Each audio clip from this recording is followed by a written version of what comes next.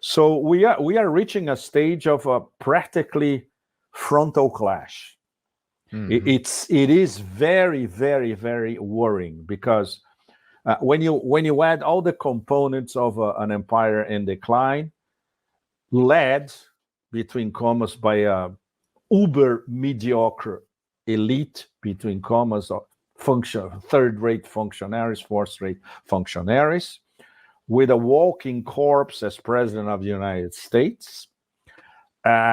Elections looming, or they know that they're going to lose and they got to do something in the next few months.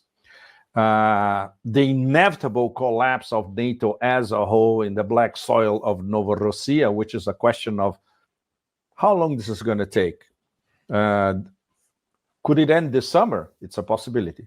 Could it end before the American elections? Another possibility. Could the Russians keep doing a sort of death by 1,000 cuts Chinese style and prolong it to exactly the point where they wanted, and then the final blow? It's the third scenario. Only Putin, Gerasimov, Shoigu, and Patrushev. These are the four ones that know what's going to happen next.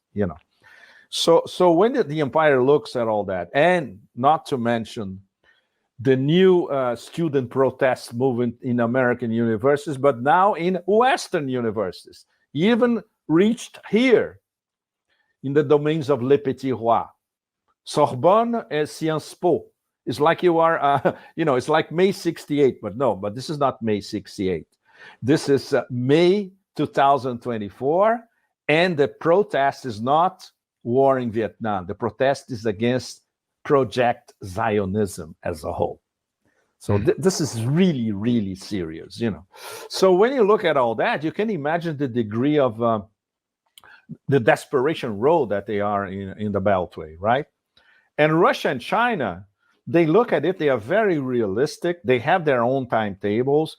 They know that the BRICS timetable this year is crucial.